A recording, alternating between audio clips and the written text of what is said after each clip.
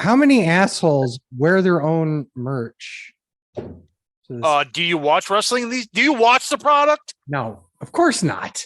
God. How did you think I was going to watch the product here? Do you watch the product? Like literally everyone does. God.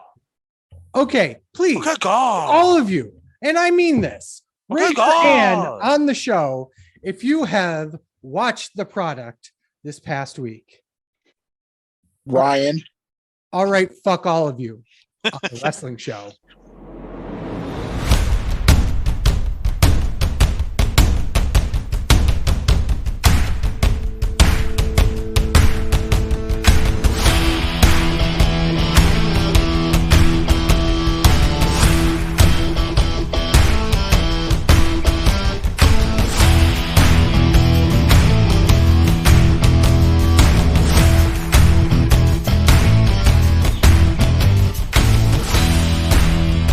Welcome everyone, this is Sleazy. This is the Fat Man. And welcome everyone to another wonderful episode. Today we have, wow, there's more than one person here. There's normally at least two, so. Yeah, but one other person. Oh, okay. You know what I mean? Let's start with the man who, as we've said before, enjoys running around Newfoundland. Ryan Williams is here with us. You think he runs? Ha! First off, hail. Second off, I don't run to the fridge, let alone around Newfoundland. He gets on his snowmobile and just lets it go. And that's to the fridge. I didn't lose weight by exercise. I lost weight by doing drugs and fucking. Oh, that's cardio. Okay, Matt Riddle, calm down. And of course, the biggest Baltimore Ravens fan. Raisin! One. Okay, for one. You gotta go fuck yourself hardcore with a metal dildo. Raisin. Two, he's not even a Ravens fan. I know. That's what that was kind of the point, but I fucked up Ravens. So, oh well. Chip Willett is here with us today. What's going on, guys? Who do you? What do we got on the docket? I don't watch docket. Don't use that word docket. Too many PTSD moments. Sorry, sir. Thank you. Let's look at the transcripts and let me figure it out. Okay, so it's Impact Hard to Kill, and then we're going to discuss the only bit of news and Ryan may throw some stuff in, but we got a new Canadian news and rumors segment. It looks like coming up. It's basically the rumored sale of WWE to Saudi and all the other rumors that go along with it. I'm excited about that, but we'll talk about that later, I'm assuming. Yep. On the wrestling show. Hey, I already did that bit, you fuck. I wouldn't be so fucking bitter if I finally had my hoodie or my shirt sent to me. You know what? He was going to say he's working on it, but we know he's not. Not even close to it. He's going to say go step on a fucking Lego. It'll be more likely that never mind. 2025. It's your turn, Ryan. This is the wrestling show. We were saying we were going to come out with merch for 7 years before we finally had a shirt. Right? So you got to wait at least 5 more. Hey, we sold upwards of 4. And sold is in quotation marks. I think I bought 3 of them to give away, I think. Yeah, well, why didn't you buy 4 when to send to fucking Newfoundland? Because that shipping price size at the time. Because Canadians. I love how you dropped $40 for me to have a mic that I can't use, but I asked for a hoodie that I'd wear everywhere. Because I'll be frank with you, the microphone is cheaper.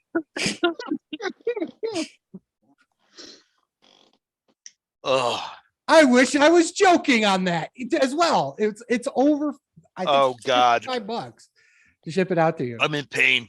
Oh God. Here we go. Are we actually gonna? Are we talking about any of this show? We're talking about any of what show? You know. I dropped a pill.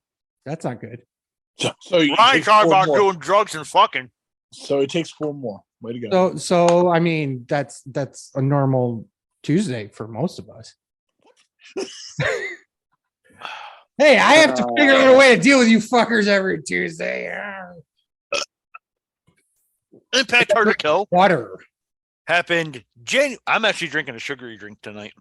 Holy shit. It was $2.50 at Walmart for a 6-pack of this new Mountain Dew. Sierra Mist. It is not Sierra Mist. It is 100% Sierra Mist. It is a because brand new product, as they will tell you. they will tell you it is, but it's 100% not. It is Hard to Sierra Kill, January 13th from Center Stage in Atlanta. Happened on Friday the 13th. Anyone want to watch the pre-show? I saw the actually highlights did. during the show. I did not watch the pre-show. Sleazy watched it. Ryan, did you watch the pre-show? I guess not. No, I did not. I just realized I'm on mute. Are you shitting me? I'm the only one to watch the pre-show? Yes, sir. Oh, Yep. fucking Mark. God damn it. No, Mark did not watch the show. We just established this. Oh, you're right. You got me there. Damn. I was only in it for seeing Kushida and Speedball. So I watched that. That was cool. First match had an Asian in it. Yeah. Oh, it didn't. Or Kushida's not Asian? Apparently not. Also, like I said to him before we got on the podcast, Oh, God. main event died. We'll get to that. Jesus Christ. Yeah, the scramble match or the whatever it was, a 6-man tag. What was it, Gauntlet? Not a tag, but 6-man fatal 6-way, whatever. Fatal 6. It was a scramble match. Like A fatal 6-way man elimination jerk off on a pole with Viagra orgy. Yep. Russo wrote it. Cool. right. So the show proper Russo wouldn't have booked an orgy to go over. Cool. Russo would have booked himself to go over in the orgy. Yeah. You've That's clearly what not happened. watched China's porn where she fucks 9 fake wrestlers in a ring. And then I the did main not. event of the porno is she has to put old porn Ric Flair and old porn Hulk Hogan over in the ring in a 3-way. It's fucking hilarious. Yeah, I did not watch Lisa male on Ann male plays action. Stephanie McMahon, and I never thought I wanted to fuck Lisa Ann more, but then she acted like Stephanie McMahon, and I realized I wanted to fuck her more. Hard to Kill opened with This is a way bad left turn. Full Metal Mayhem for the Impact World Championship. Josh Alex, Fuck you. No, you're not allowed to say that anymore. What is his real name? No. Because fuck No, you. not you, Fat Man. WWE title match. Fat Man coined this name the other day, and I thought it was fucking great. It was Okay, Eddie hold Kingston. yeah, I know. I was gonna get there. Oh, yeah. King of the 4-star match, Josh yeah. Alexander. Wait, hold on. I'm sorry. I apologize. King of the 4+ star match, Josh Alexander defends against Bully Ray. 17 minutes. Kristen Thompson from TGRWrestling.com gave this 3 3/4. Ryan. Another 4-star match. Ryan. First off, wrong main fucking event died. Me and Fat Man were into this through, in my opinion. Which I actually won't be we'll able to get give to my it. opinion. Yeah, get to that's the what I end. was just gonna say. I won't be able to give my honest opinion why I thought this should have main event over the other one until we talk about it, which is fine, and I'll wait. But another fucking banger out of Josh Alexander. Bully Ray clear, and I read this online. I thought it was a perfect explanation. Bully Ray is clearly slowed down in his age for what he's got done, but he's smarter now. He understands the psychology more. That's actually a pretty fair assessment. I like that. I gave it 4+ stars. 4 stars. Ryan literally pretty much took my notes. Josh Alexander does it again. Bully Ray psychology was great. I thought Bowie, Buffalo Bills, Baltimore Raisins. I thought the ladder spot to the tax was a cool attempt, even though he completely missed it. But Josh Alexander wasn't taking that bump. hell no. No.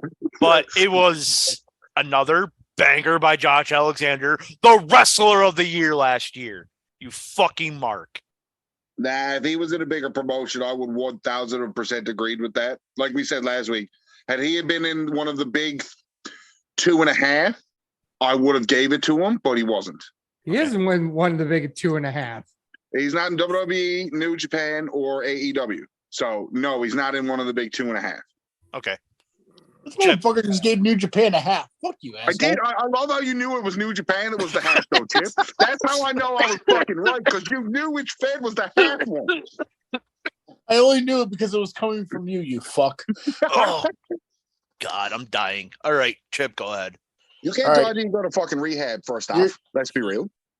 You're gonna hate me for this. How underrating are you? I'm overrating, according to you. Oh no, you can't overrate a Josh Alexander match to Fat Man. He don't give a fuck. Hell no. Yeah, right?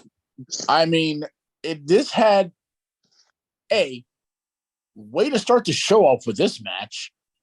It had the storytelling of everything that's been going on with Josh Alexander, Bully Ray, and Jenny, and how she involved herself in it, how he asked for the ring, how everything, and the ring psychology by Bully Ray has gotten so fucking good. I can't get over how, like, yeah, you're right. He's slowed down, but methodically he now fucks people up, and that's great. I mean, it's weird for me to rate a hardcore match this high, but it had everything. I mean, yeah, the only reason for me it wasn't a 5-star for me was the Tommy Dreamer spot. What the fuck was he even doing in there? He looked slow as shit. Nothing looked right there. I know it was storytelling. He was telling the story of it all. But I mean, I just loved every fucking second of it. So what? 4 3/4? 4 3/4. All right, Sleazy. Ryan didn't even make it through the first segment. Jesus. Well, I pissed him off. Here's the thing. I was going to be a dick. But who are you getting the ratings from TGI Wrestling? Kristen Thompson. Okay, so Kristen Thompson beat me to the bit, because I was going to make it 3 3/4 just to fuck you. But I mean, it doesn't matter. It's a 4-star match. I would say you'd be wrong anyway. So. Oh, fuck you. It's a 4-star match. I do apologize. I got so angry at Chip for underrating his overrating that I accidentally hit the X button when I went to ask him what was fucking missing for 4 3/4 of a star. Like, what was he said the Tommy Dreamer spot. So I will solely disagree on that. If you watch Impact's fucking product every week, he said he understood the psychology of it. He understand why Tommy Dreamer was there. He just didn't think the execution was good. You think Tommy Dreamer just looked slow and probably didn't necessarily need to be in the match. That's why. I'll allow it. Pretty much everyone said exactly what I'm thinking, with one very notable exception. Is Josh Alexander's wife was there, so of course I had to give it at least 2.5-star bump. So really, in true reality, it's a 6.5-star match. I'm gonna punch you in the which makes ovary. it hang on, which makes it the second best match of all time, above the Will Ospreay Kenny Omega match from Wrestle Kingdom this year. I have a funny stat about that. I'll get into the news and rumors later. Me and Fat Man talked about it. It's funny as hell. Okay. Honestly, now before we stop and say, you know what this match honestly was missing to me? Take the Dreamer spot out, talk to AEW, get Ethan Page for one night to come out and help his buddy. Yep. Yeah, Ethan Page would have been a great addition to this. I think that had they had gotten Page, they would have also taken out the Jade bit too. Mm-hmm. Yep. Yo, dog, I heard you like tag team matches. I do. Fatal 4-way elimination match for the Impact World Tag Team titles. The Motor City Machine Guns defending against the major players, Heath and Wino, and the Bullet Club. This was on Friday the 13th, and this match went 13 minutes and 13 seconds. Oh, that's wicked. And Kristen gave it the piece of shit 3.5 stars. Ryan, you're the tag team wrestling enthusiast. For a match in the dead spot on the card that's supposed to bring the crowd back down, they did a terrible job of bringing the crowd back down because this was a fucking great match too. Yeah. Like all the people in it were fucking great. Commentary, strange the Major Brothers are actually here to work a match. Fucking popped me right away because they were in most of it for the first half. Like, I don't know. I've had rose-colored glasses on Impact for the past year and a half, and I've been praising Impact a lot because nobody, I feel, not nobody, not enough people are watching Impact to give the credit they're doing. And a shit like this, they went from a huge gimmick match to an elimination match, which is kind of a gimmick match, but not really with weapons. And still, it was a different match. It was a different flow. It was a different style. It was still deadly. Mm-hmm. I feel like the Ron kids died. I would have loved to see Cardona and Myers win the tag belts. I was gonna save us up for last, but I gave it 3 3/4. Great match. It went 13 minutes for an elimination match, but the eliminations were done properly. They made sense. They continued the story with the major players because I thought they were going to win. But them getting eliminated, then having kind of like a factor into the finish, continues that story along. So I think they'll eventually win it. I think it's a slow burn for them to win it. Sleazy. I gave it 4 stars. I thought it was just as good as the opener. I thought they did a great job with the storytelling. As you just said, having the major players factor in the finish brought the story progression up. What was it? The magic killer. Yeah. I'm like, why are we doing that here? Yeah, that one threw me off. That was kind of But other than that, I mean, it's just Bullet Club? Great. That's why they did it? I know, but it's like, so if you know, why would you question? Like, that's stupid, man. Oh, first off, hope you step on a Lego for your ignorance. Second off, fuck you. If you're like, oh, this was dumb, but I know why they did it. What the I fuck? say that all the time. I can justify being like, I understand why they did it, but that does not mean it's not stupid. Yeah, and that's what I'm thinking here, because especially when Gallows and Anderson were in Impact for recently too. Ray Walt said that the Magic Killer, which is coined by the Bullet Club original or OC, that's exactly what he said in the commentaries. Yeah, I get it, but I still think it's dumb to actually use it. It looked like, in my eyes, it was a dig at the guys. I didn't consider it a dig. I just thought it's like everybody and their brother using 3D. You know what I mean? Or 1D. Everybody in there. Well, yeah, Usos is a little bit different, but like just everybody using the same finisher over and over again. You know, it waters down the finisher, yes, but also in this particular circumstance, I don't think it was warranted, especially when it wasn't finishing somebody off. It was used as a signature move that was a bit transitional. But that's just me. That once again, that's not. It's a booking / the worker's decision to use it. I just didn't like it, but it didn't take away that much about the match. In fact, we're talking way too much about it. The match was great. Chip. Yo, sorry. Wait. Sorry. Mark. Mark. Definitely going to be shocked at my ratings on this show because I gave it 4.25. It didn't seem that long to me. Everything flowed so well, and it did not seem like it was 13 minutes to me. Normally, to me, a 13-minute match, I get bored with because I have ADD and there's other things I can be doing.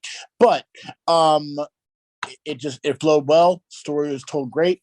I thought the Bullet Club was going to win on that roll-up of the Motor City. Was it Shelley or Sabin that got rolled up? I don't know. It was really close. It was a great near fall. And then, just a great story. I action and the way the major players came back and did factor in the finish, or not factor in the finish, but factored in the interference that threw it off the flow of the match. It was great mind games. So 4.25. Okay. Impact Digital Media Championship. I believe in Joe Hendry. He's looking thick as fuck. And strong as fuck too. Defense against Moose. iPhone. Thank you.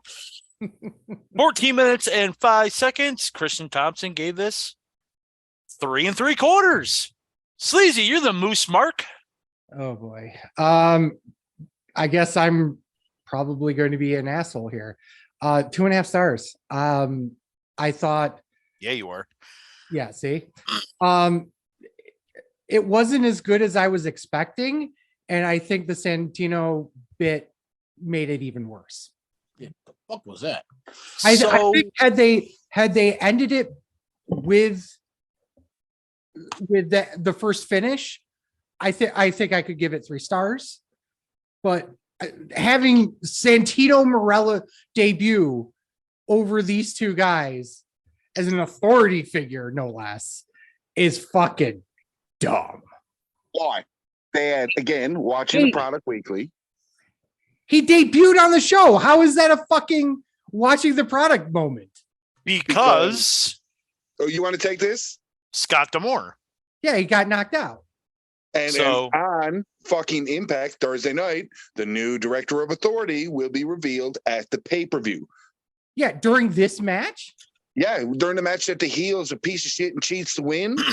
Perfect time So- for the new face director of authority to come out. So Director of fun, right? Director of authority. No, it's not fucking weird. It's not Bob Saget. They don't have no fun in these places. They don't know what your character is, Sleazy. They uncultured as fuck. So I agree with Sleazy where I thought it did take away from the match. But again, I'm fine with it because it introduced him in this match. And I agree, if it would have ended with Moose, where Moose won, I thought this was a 4-star match until this, and I gave it 3.5 stars. What does Brandon say? 2 meaty men slapping Big meat? meaty men. Yeah, that's what this match was. A mixture of power Joe moves. Henry wasn't a meaty man.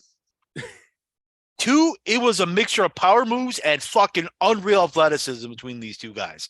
Joe Henry just picking Moose up and just literally dropping him over the top rope was insane. That was ridiculous. Stalin suplex to Moose looked so fucking impressive. Yes. So I thought they did fucking amazing. Yes, as much as I agree with Sleazy, where I'm not a fan of the Santino spot, and there was no other cheating on the show, so it actually made sense. If there was like cheating later on in the show, I would have been like, why didn't Santino come out then? But they booked it so well where this had to be the only spot.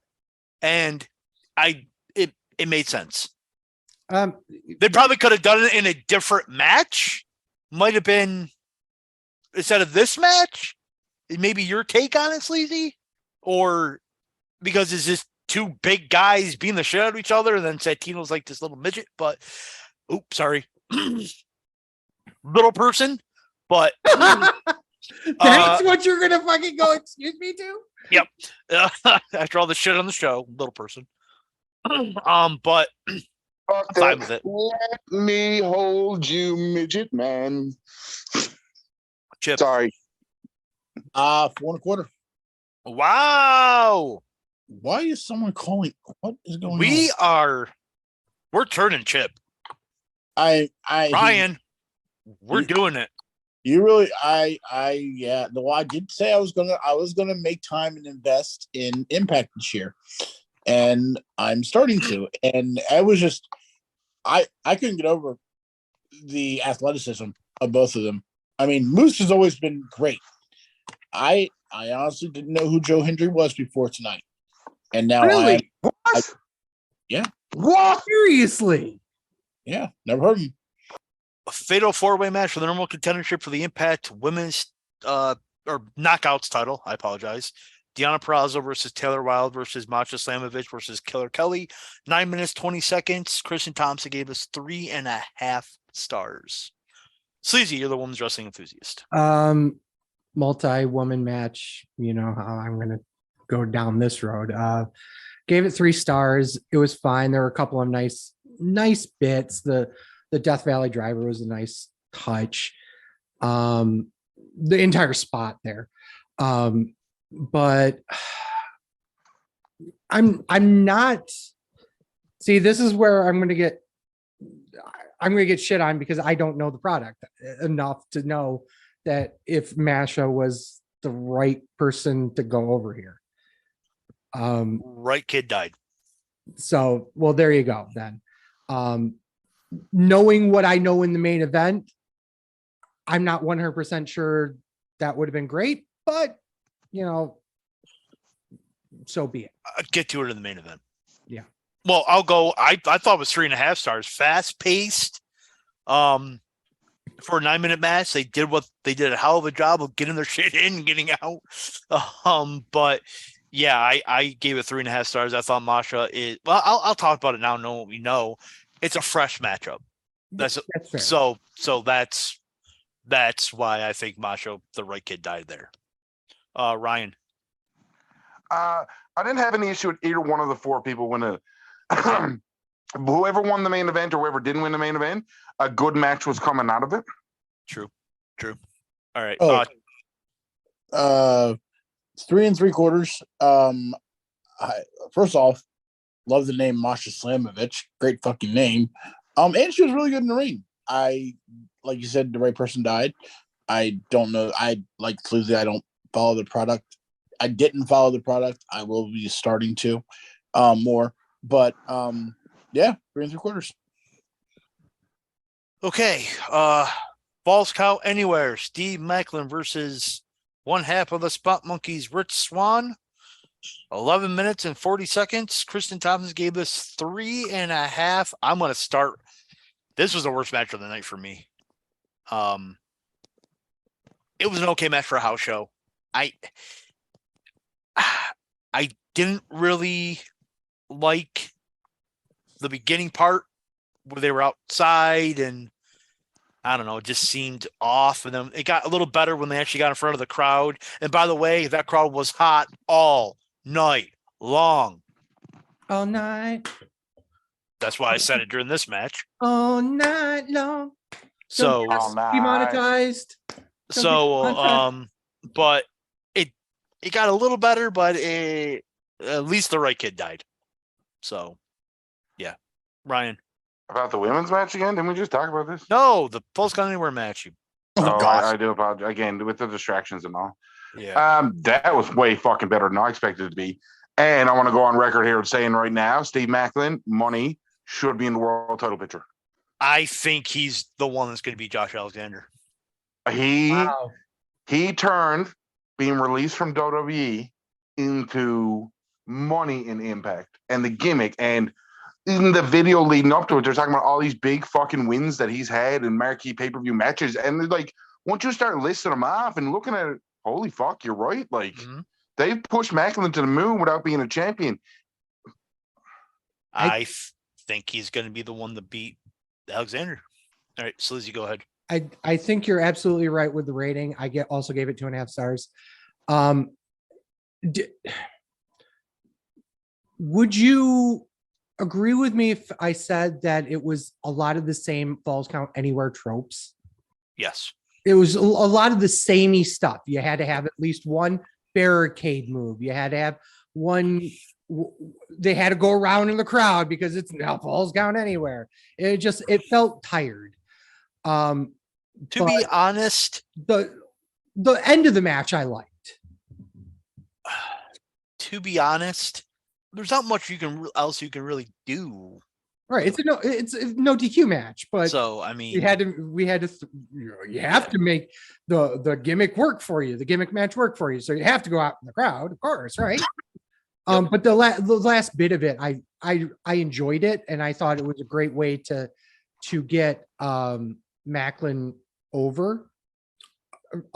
Don't forget, a former Impact World Champion. and Rich Swann. So, Yep. Yeah. All right, Chip. 2 3/4. I didn't understand the beginning and outside. But no, Macklin's definitely going to be, and here's going to be the bad wrestling fan I am. I don't even remember him in the WWE. So, but he's been on fire. Everything I've watched from him has just been fire. So he will definitely be the one. I don't know when it's going to happen to dethrone Josh Alexander as well. Okay. Eddie Edwards versus Jonathan Gresham, 19 minutes and 5 seconds. Kristen gave this 4 1/4. I'm gonna start with Chip. I'm gonna actually agree with her. 4 1/4. It's a him, by the way. Oh, okay. Sorry. Well, I'm gonna agree with them. That way, I don't offend anybody. Pronouns, pal. Pronouns, pal. 4 1/4. It's just Gresham and Edwards. I mean, I expect nothing less than a 4-star match from them. Ryan, because I know how much you like Jonathan Gresham. Fuck Jonathan Gresham. Oh, Like I just think he's going to be my new overrated guy this year. Because like he's fuck all height. Like there's too many fucking midgets that can wrestle, that are pro wrestlers, that everybody thinks is God's gift to wrestling. Go to fuck. Like here's my problem with Jonathan Gresham is my same problem with fucking Zack Sabre Jr. Great, you're an awesome technician. You don't fucking sell. You don't do anything.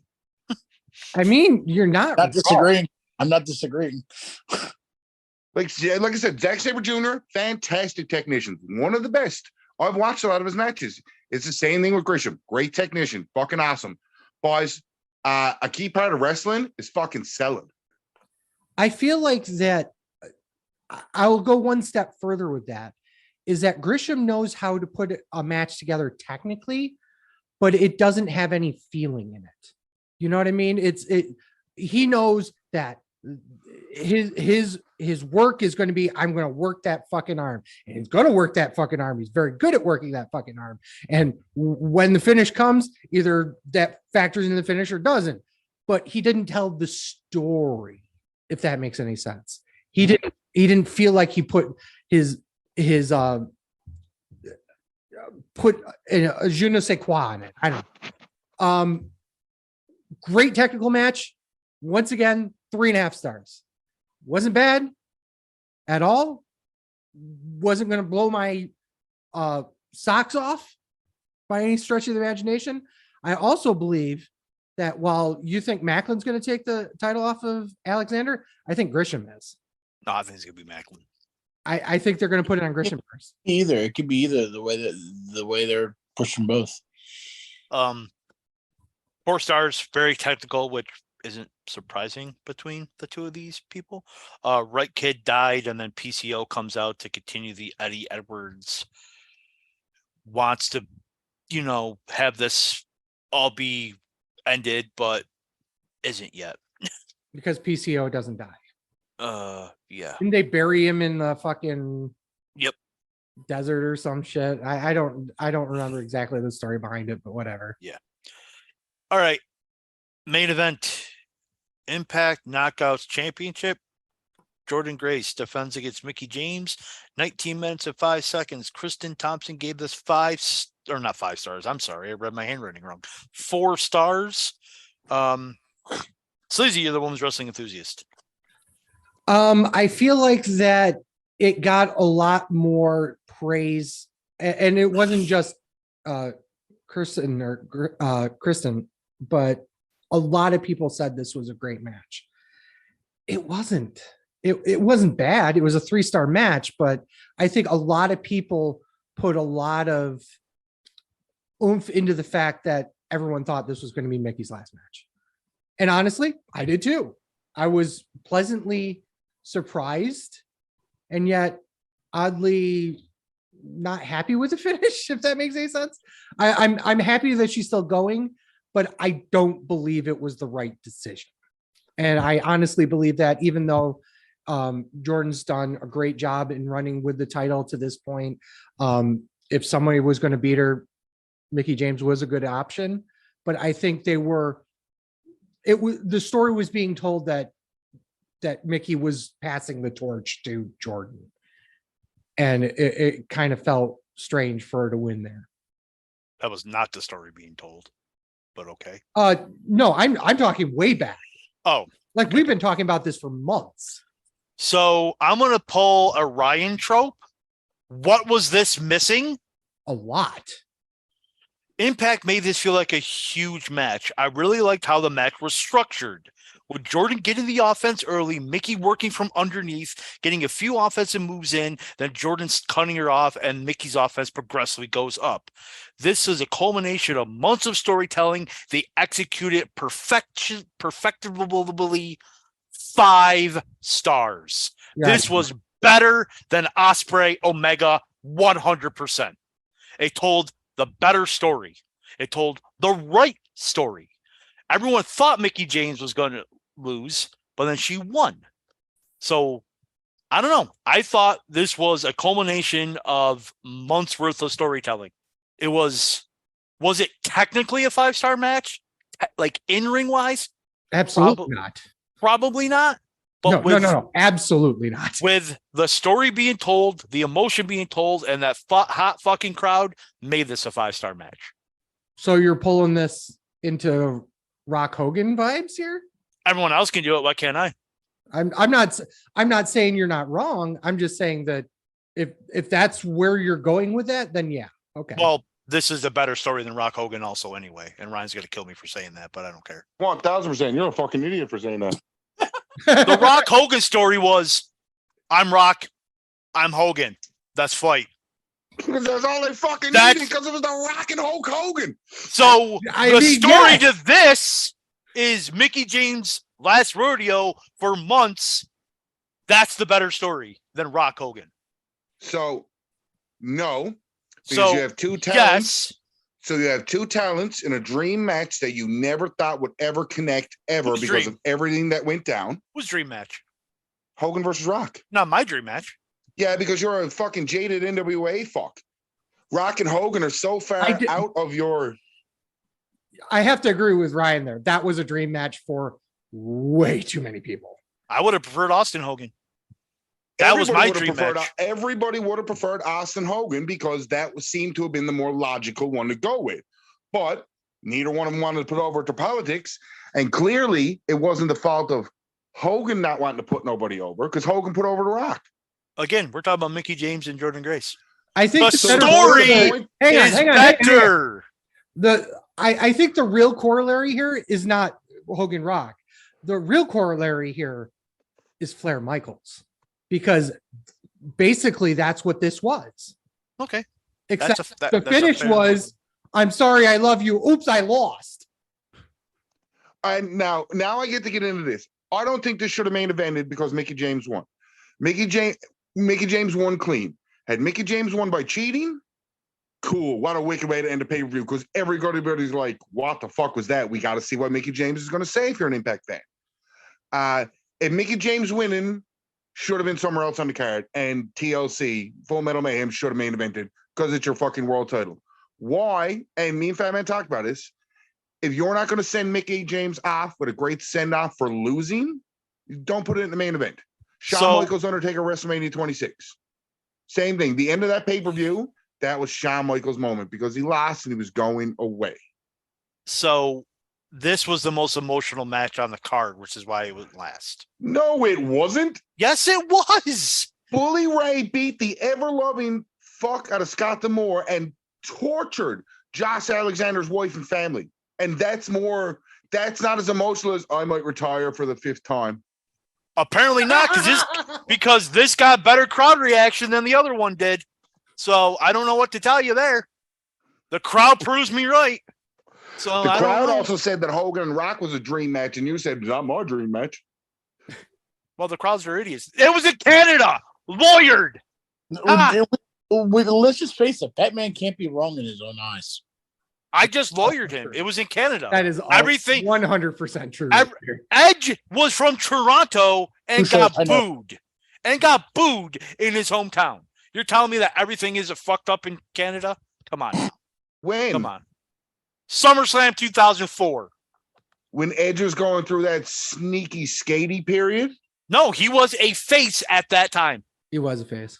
2004 at SummerSlam in August was around the time of Edge No. turning and slowly going crazy. That was after come SummerSlam. Cyber Sunday or Taboo Tuesday, the full heel turn was done. Which was It's in called a November. slow They burn. He was a face in August.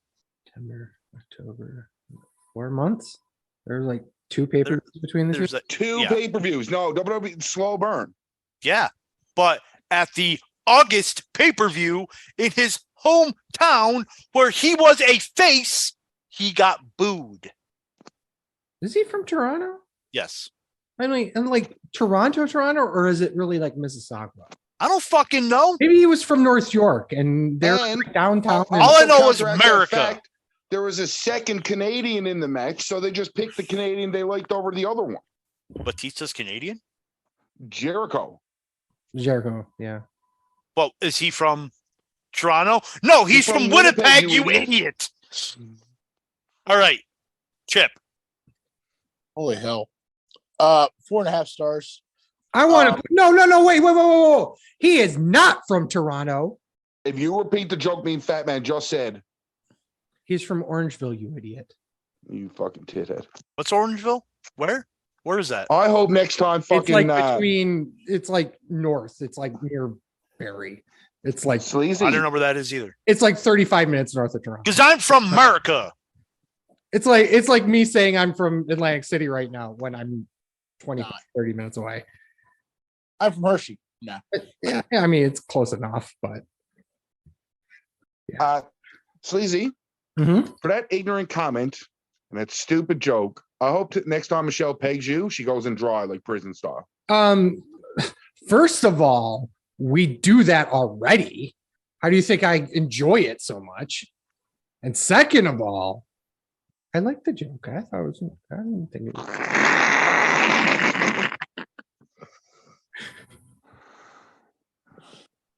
Chip. Hey, how's it going? 4.5.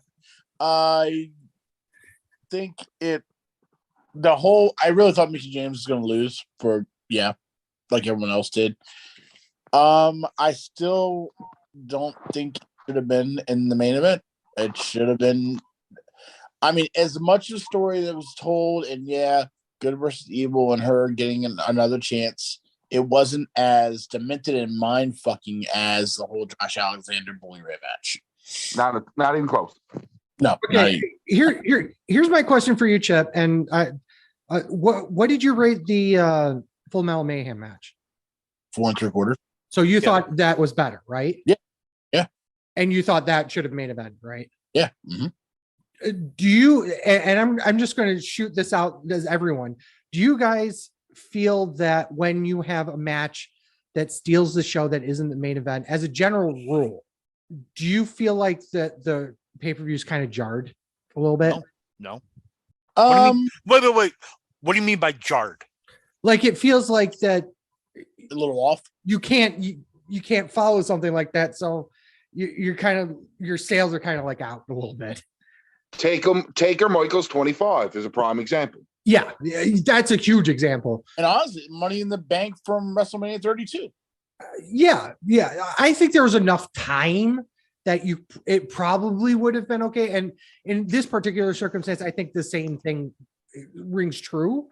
But I'm just thinking in general, like having that type of, where it's a big match at the beginning and the card kind of It's like as you time progresses. go higher than this, and now everything else is going to be a lower, not quality, but it's not going to catch your attention and energy as much as the first match did. Okay, it's kind of so when you're right off the bat.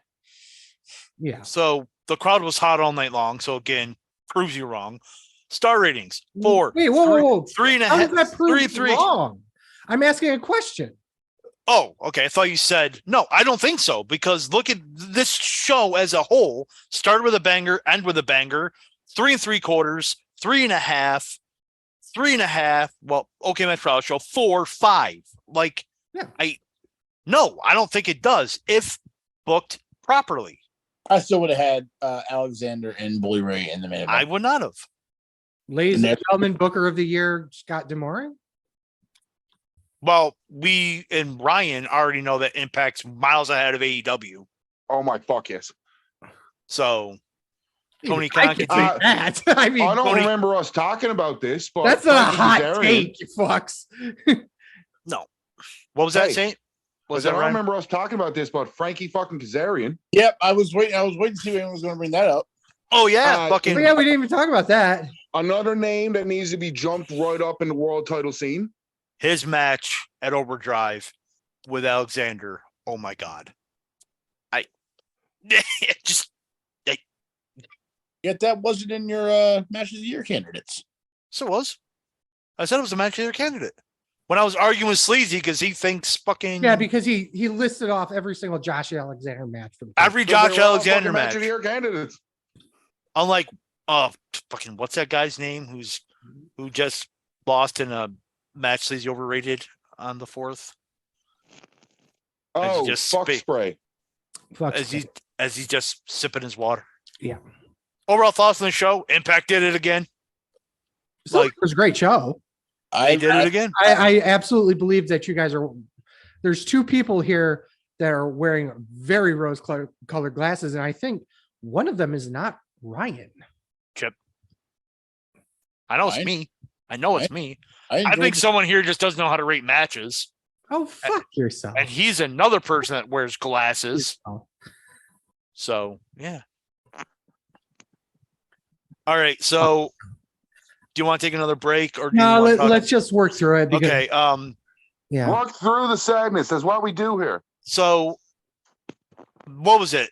The night of last week's show, Oh, Jesus Christ. Brandon messaged us saying WWE is sold to the Saudis. And I'm like, that can't be possible. And then everybody and their brother reported on it, which I found crazy because I said it too. So you said everybody and their brother, and I said credible sources, and you're like, Sean Well- Ross Sapp. I mean, it's, and I said credible sources, and for I was what's out thinking there, yeah. when I say a sale of WB, I should have specified myself. I was thinking Wall Street Journal. CNN, Yeah. Wall Street Journal, Yeah, absolutely. like credible. And I'm thinking to myself, there's no way a deal got done that fast because the SEC needs to get involved for one. Well, they don't necessarily have to get involved, Yes, they do. but they do have. Well, they don't have to get involved if they tell the shareholders that. Then they're good, but Well- you also have to sit there and play the game of, well, if this particular shareholder doesn't get it, they can call the SEC, and that's when the inquiry starts. I'm pretty sure the SEC needs to get involved. They do not.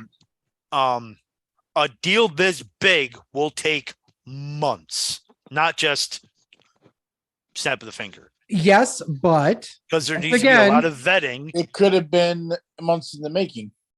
here's the other thing about that. You can agree to a deal in principle and not actually have the deal go Right. for a year or two. Just ask Microsoft and Activision.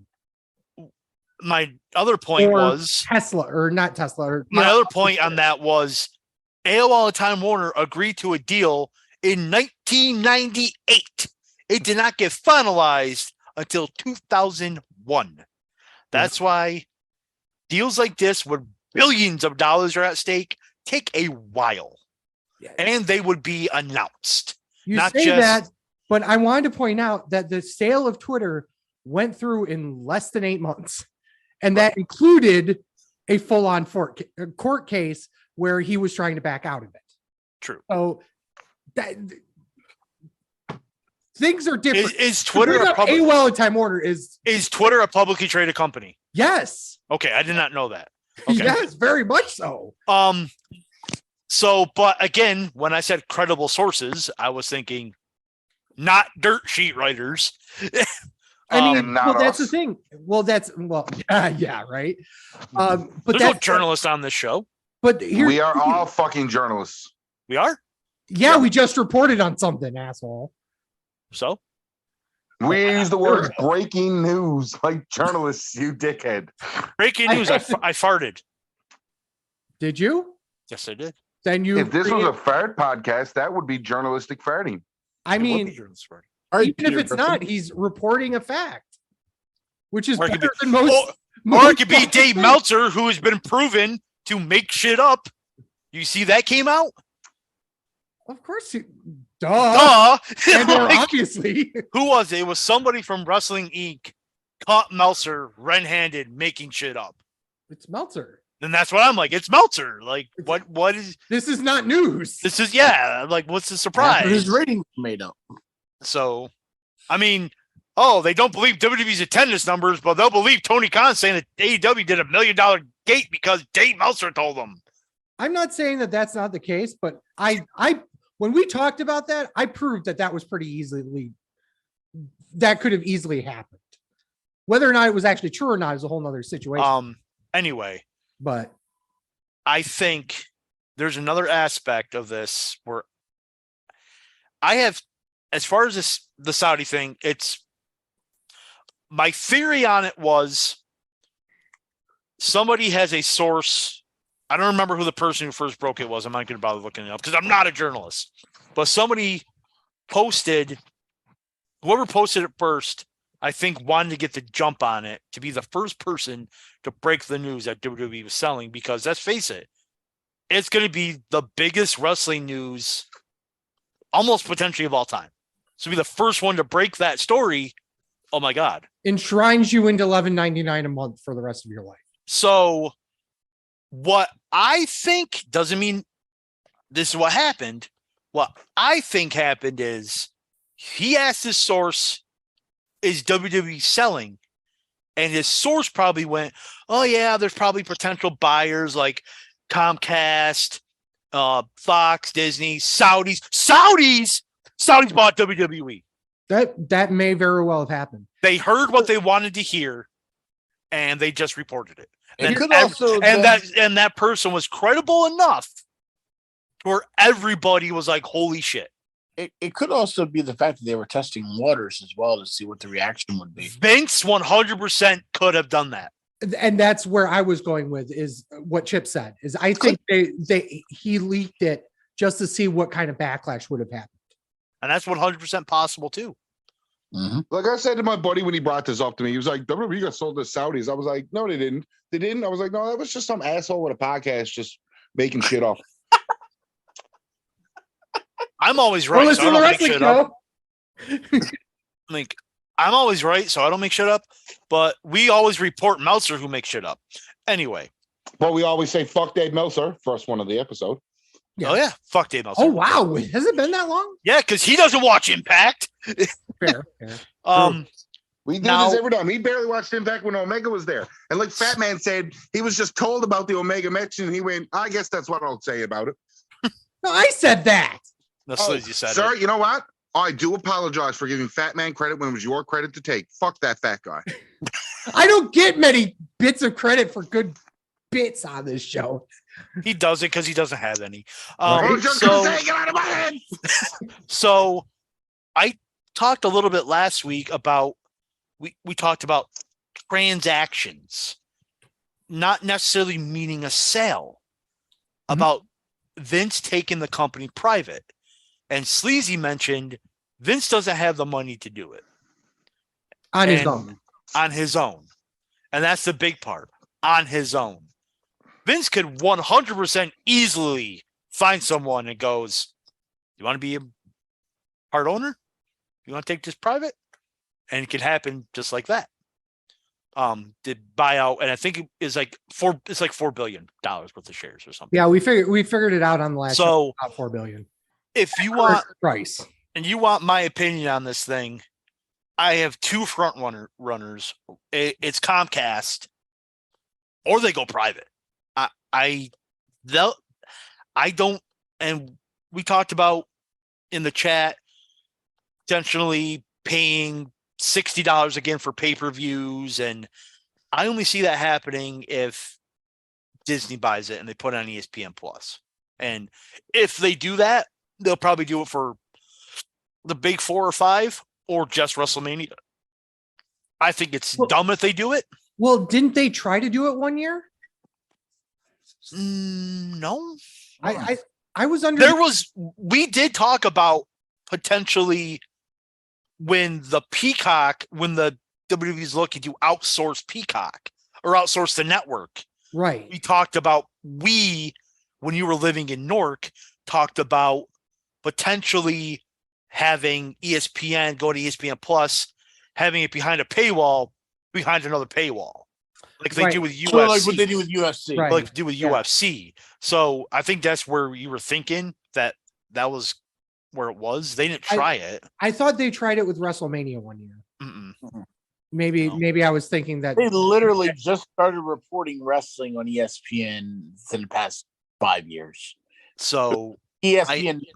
Well, yeah, I was thinking this was like 2-3 years ago. I think this was like the last year before the pandemic.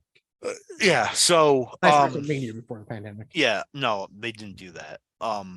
I would be against it because especially if I had to pay $9.99 for ESPN Plus, and they're telling me, oh, you can get WrestleMania if you get ESPN Plus, and I get ESPN Plus. Oh, by the way, WrestleMania is $60.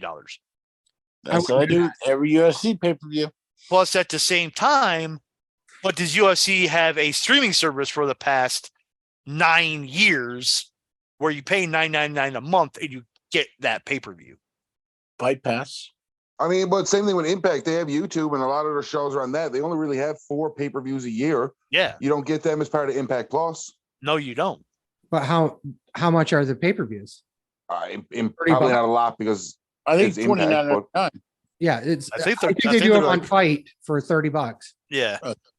So no, I'm talking about real pay-per-view, not fucking. No. I think it's 30. Well, That's all they have though in the US. Yeah, they get them on Fight. I think it's $30. Or it's $34.99. It might be 30. It's there. $30 to $35. Yeah. And you eventually get those on Impact Plus. I just don't think Impact Plus has the servers. Well, that's a lie because they do live specials every month. So every month, there's times they'll do a live special, and a week later do another live special. Yes. So, sounds like NJPW. They do the live special on Impact Plus. So here's the thing, though. What is the number of people concurrently streaming that? If it's less than 15,000, then it's not that hard. I mean, right. The indie shows are doing that. You know, if you have even a decent backbone or a third party that's doing the actual streaming part of it, all you have to do is send the footage to it. Then it's not that hard to deal with that, especially if they have an agreement with Fight or agreement with a particular, like one of the big ones is like MLB.TV. That's how WWE got through that, was they backboned it from MLB.TV before they did their own thing.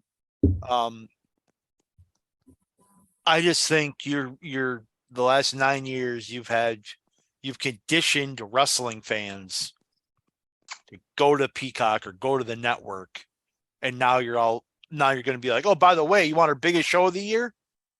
It's $60. Oh, by the way, since it's 2 nights, it could be $60 a night, or it could be 31 night and 30 the next, or 31 night and 40 the next, depending on the main event of the last night. You know what I mean? Mm-hmm. I don't think that's a good business practice.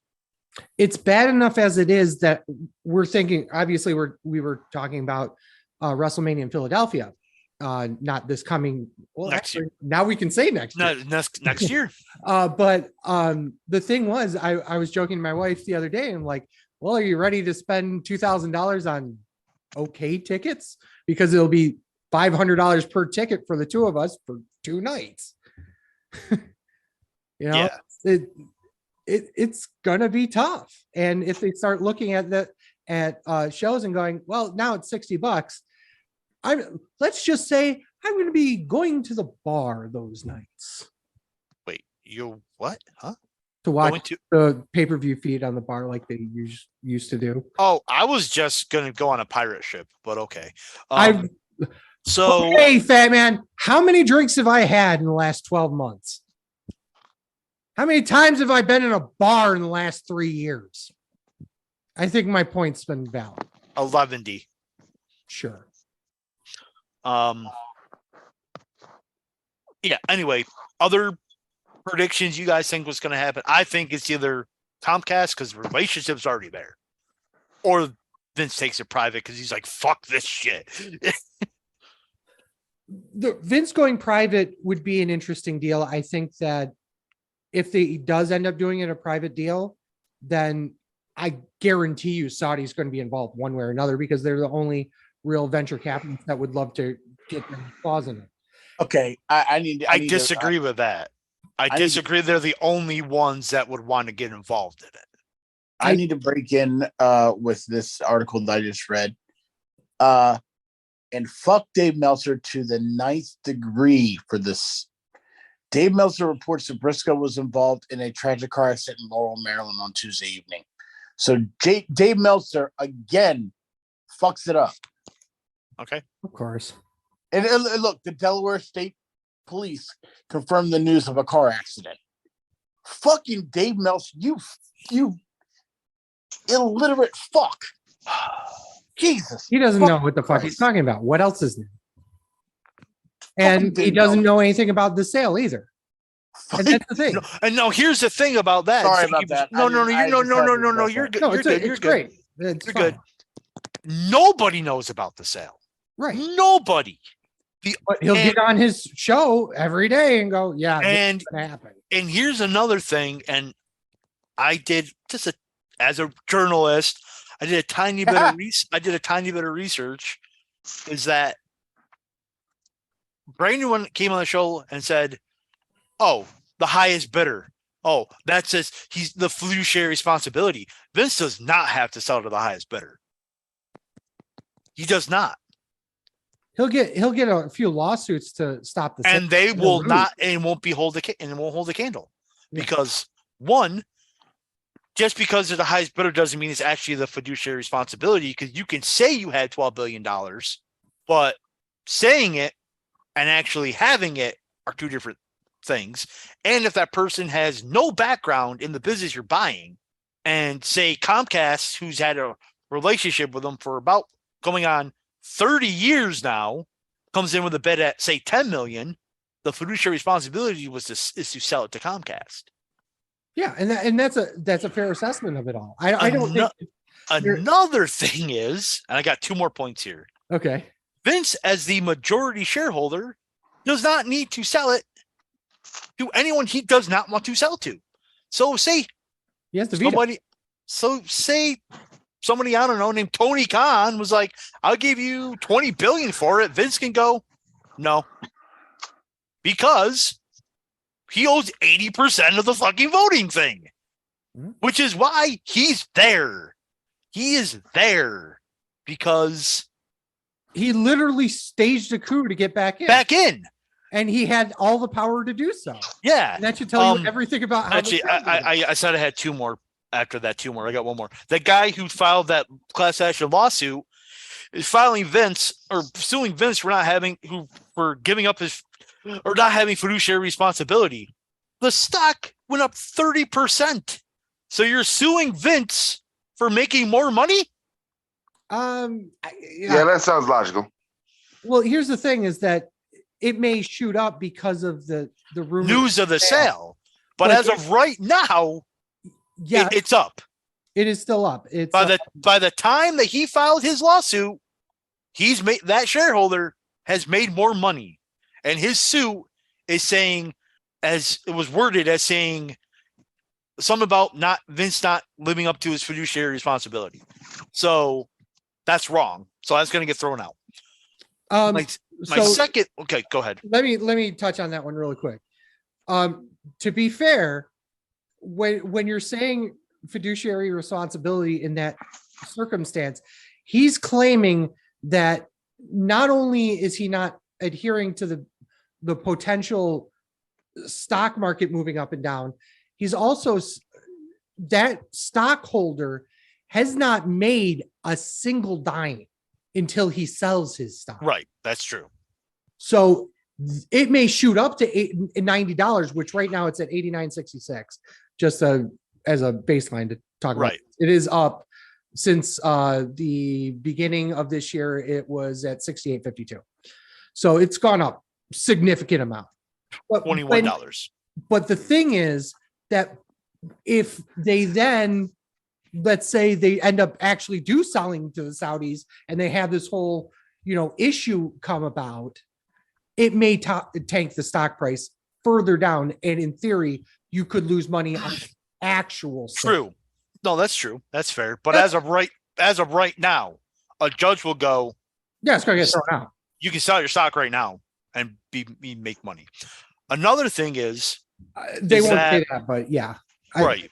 They'll get thrown out. But another thing is, Vince holds all the cards. Vince can sell to whoever he wants, like I said. And also, most likely, to the people who are serious about buying the company, they're going to sign non-disclosure agreements. Most likely. So anyone who's in the running can't talk about the sale. Probably, this is going to be a pun, then, now, or forever. So, Okay, you've been waiting way too long to do that. So, when you have the Dave Meltzers of the world coming around and saying, they're selling to this person, they're selling to this person, and they're meeting with this person, Dave is making shit up because they can't say why they're meeting, if they're meeting, when they're meeting, how they're meeting. Because Vince, I guarantee you, is going to have a very strict NDA. So, funny story about NDAs. So, I'm not sure. I think you all may know this. I was on American Idol in 2010. I did not know this. I need to find this. I'm now looking for this. Chip Willett, American Idol, YouTube. I signed a non-disclosure agreement. It's not going to be available. Were they dicks? I didn't make it to. I got cut by Nigel, the executive producer, right before the judges. But I had to sign an NDA with Fox, and don't talk about it. Of all the things I've said to get us canceled, Chip's about to get us canceled because of an NDA. Yep. Yeah. They're gonna sued. Yeah. No. My first ex-wife sat there and blabbed it all over the internet and everything that I made it. God. I said, you need to take that shit down right now. She's like, you're just being arrogant. I'm like, no, I literally had to sign away to Fox that I wouldn't say anything about it until the show came out. Mm-hmm. And she redacted, of course. But yeah, I was like, so I know all of, yeah. So, it's until I see something from a actual source, Wall Street Journal, CNN, NBC, even ESPN, even fucking Fox, that says the company was sold to something. Everybody else is making shit up. I will say this. The only thing and I'm not even going to say that, take it with a grain of salt, but people talk. People see who walks into a building. People see who walk out of the building. Security guards are known for being blabbers. Hey, I was scared one time. You're right. Not me, but the people I worked with were. Especially when we had like Method Man come in or Neo. Yeah. Here's another one. The old Bruce Pritchard adage. Tell a phone. Tell a friend. Tell a wrestler. Tell a wrestler. Yeah.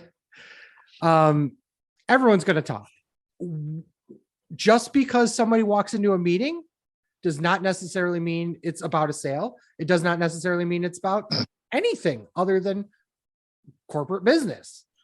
Nick Khan went to the College Football National Championship game, which was aired on ESPN. So Meltzer said, oh, Nick Khan's meeting with ESPN. Yeah. Nick Khan came from a football background. Shocker. This is not a surprise. Like, this is a surprise. Like I said, Ryan left. Oh, shit. Wasn't he supposed to do a bit? No. He never does a bit. He always leaves their news and rumors. Oh, yeah, his news and rumors. Yeah, he was supposed to do a bit. He just wanted to get high. It's 11 o'clock in Newfoundland. Oh, that's true. Yeah, we went because of the Jay Briscoe thing. But what was I going to say? But again, until a actual source comes out and says WWE is sold, or goes private. My money is that if it goes private, it can happen quickly. If it goes and is a sale, I'm not expecting that sale to be closed until next year. At least. That's fair. So As far as Vince coming back to take control of the company and the creative, I don't think that's going to happen. Also, there's so many articles out about that. Right? Stephanie McMahon quitting. Yeah, we didn't talk about that. Well, we mentioned it last week, and now that a little bit more news is out, we also got to remember she quit before to spend time with her family. Yeah, she only came back to get the CEO position. She came back because she was protecting her father's interests. Her father's back, and don't need to be there now. Don't need to be there anymore. And everyone's making this thing about, oh, Stephanie McMahon and her dad are in turmoil and blah, blah, blah. And never once in the history of wrestling has there been articles about Stephanie and Vince being a terminal. Vince and Shane, yes. Vince and Stephanie, no. So I don't believe a word of that either. Mm-hmm. So, again, this is all speculation until news actually comes out on an actual news source and not some bullshit. Fuck Dave Meltzer being a fucking douche. And to me personally, it's probably going to be the last time we talk about this until there's an actual sale, because there's really nothing else to report until there's an actual sale. Mm-hmm. Everything else is speculation. Everything else is, well, Meltzer said this, or somebody told Meltzer this, or blah, blah, blah. So Sean Ross Sapp has gotten in and blah, blah, blah, blah, blah. Yeah, I get it. Yeah. So I didn't mind being an asshole last week when I'm like, these sources on Reddit, you're like, well, this person, I'm like, again, I should have clarified myself and said actual, like, news sources, not like financial news. Financial news sources. And that's fair. And that's an absolute fair assessment of that. I'm only reporting what I saw. What Brandon reported to us. Yeah. So it was, but yeah. Any speculation while we have the topic up on you guys? I have a couple of thoughts. Chip, go ahead though. Yeah, I mean, it's basically what I've been reading. Talking about if Vince gets control of creative, he's going to refire everyone that Triple H rehired. Just like I said, it's all speculation. The one that really gets me is the one about the jacking the prices back up for pay-per-view. Because it's been so long. Why would Vince do that? It was his idea. Why would he do that? That makes just an ounce of thought into it is just like it's his idea. But if he sells it to somebody, they can do that. That's something to speculate when they get sold. Yeah. As of right now, it's still $9.99 at Peacock, whatever the conversion rate is in the other parts of the world. So I don't know. I'm not seeing that happening. Honestly. I don't see it happening either. Even if they do get sold. Again, my speculation is Comcast. They already have the network on their streaming service. They already have Raw on USA, which they really like. They were in the bidding for SmackDown also to get moved to NBC. Oh, another Dave Meltzer fucking thing about how, Fox is losing like $200 million a year because they're paying WWE $235 million for SmackDown. You know that SmackDown is not the only thing that airs on Fox, right? And you also know that maybe that deal, maybe they did overpay, but they're not losing money because they also probably have ad revenue through them and other source of income through WWE. So WWE is getting commercials played during college football and the NFL. So what does Fox have? Saturday night football, or they have Sunday college football. Sorry, Saturday afternoon college football, and they have Sunday. They have it on. Sunday. And they literally talk about the wrestling every game. And by the way, the Super Bowl is on Fox this year. So there you go. So, and also, do you think? And Jeff Bezos paid $1 billion for 15 NFL games. You think he made that money back this year? Nope. But it was a loss leader. It was a 100. Thank you. A lost leader because it gets people to come to Prime who don't necessarily have Prime. Yeah. Which is exactly what WWE did. And I love how Meltzer worded it. Well, SmackDown normally draws the highest ratings on Fox on Friday, but they're losing money, so they may not re-sign. So Fox is out of the running. It's like if they're the biggest draw, they get more ad revenue, and ad revenue means more money. And do you not understand television? No, he doesn't. He doesn't understand anything. He's speculating on a speculation that he speculated. That's the thing about it, is that he's making a speculation. And then by the way, separate speculation. This is apparently this is from somebody, one person's opinion that was based on like Goldman Sachs, JP Morgan, one of those things. Mm-hmm. It wasn't even financially sound. It was a guy's article, which was a speculation on what he thinks the deal is and what he thinks WWE's money is worth per year. Yeah. And he had zero evidence to back it up. He just says, well, WWE is getting this from Fox, but really it's worth this. So Fox overpaid. But how do you know what it's worth? He's making speculations based on. So Meltzer sees that and puts it in his own narrative because, let's face it, he sucks Tony Khan's dick. So, and he hates Vince McMahon and WWE. So he hates the fact that Vince and by extension Bruce Pritchard made him look like a fucking idiot. Because he is an idiot. Oh yeah. But everybody and their brother, the main one being Bruce, basically told him that they fed him bullshit and they made him look like an idiot. And now he holds a grudge because of it. Because he's too lazy to check other sources. Well, it's not even that. He was getting what he thought was. No, I understand. They made up shit to Dave. Yeah. Instead of Dave going, oh, maybe I should check that out, he just ran with it. He couldn't check it out because one person had said something. That's what I'm saying. One person said something. Okay, can you confirm what this person told me? No, he just ran with it. No, because he was the only guy in the game. Chip, did you have any other speculation before I say what I think? That's good. Okay, so here's the thing. I'm just going to say it really quickly. If WWE doesn't sell to a media conglomerate of some sort or Amazon, they'd be fools. Yep. So it's going to be either Comcast or NBC Universal or whatever they're called now. Fox, Disney,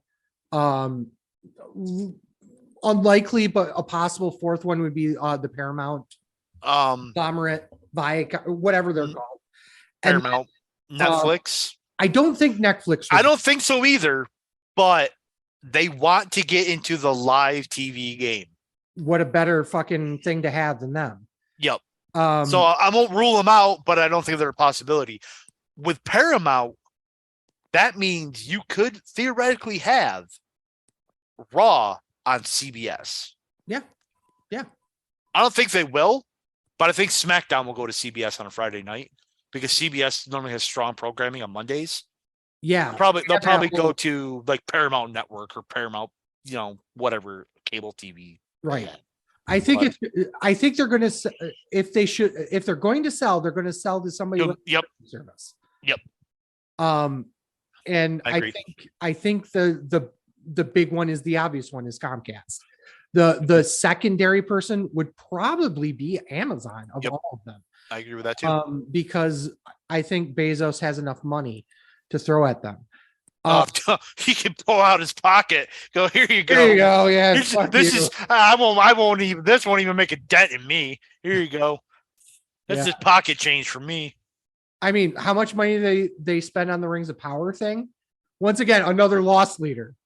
Yeah. Well, also at the same time, the show sucked. So, I mean, terrible. I never got through it. It sucked. Anything else we want to talk about before we call it? Let's just call it a night. Yeah, let's call it a night. Sorry guys for going so long. Chip, put yourself over. You can find me and the Fat Man on the Best Darn Wrestling Duh. Wow. See, I'm all messed up in the head. The Best Darn Sports Show period 2 on Wednesday nights at 9:00 on Twitch. And I have a lot going to the sin bin on tomorrow night. You do. You do. The sin bins are going to be overrunning. Oh boy. Compass Overflow. You can find me on Twitter at TWS_Mark with 4 A's. Fuck Ryan. Yep. At Ryan Buckgotch on TikTok. He's also on Reddit at r/The Wrestling Show. Apparently, he's back on Twitter. Fuck. Yeah, I told you he was back on Twitter. I know, but the bit was that he didn't want anybody to know. So I intentionally. Well, I told you like last week, the week before. I knew he was on Twitter. Never mind. Go ahead. My head hurts. He literally told me he didn't want it public. Well, it's public. Oh, Fuck him. Now it is. He's fucking idiot. Anywho, he's on Twitter at Ryan Buckgotch too. Fuck him.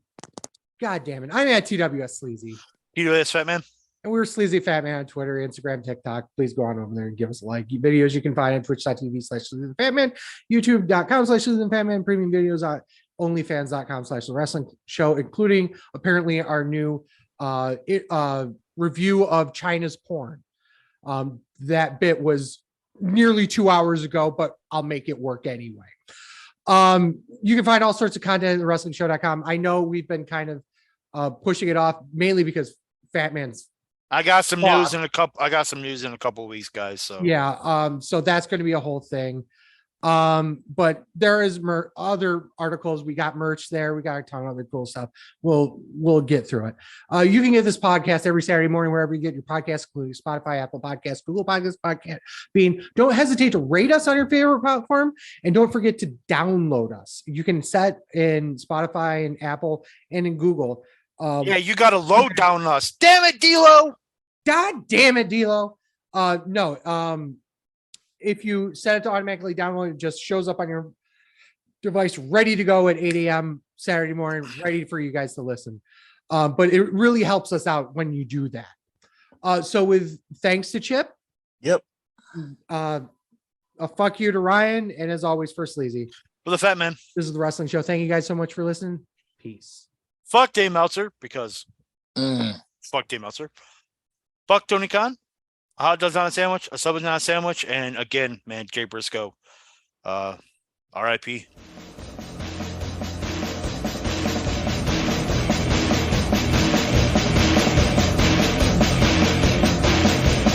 I'm a truth that you seem to run from. I'm an army of one. I'm a clip in your gun.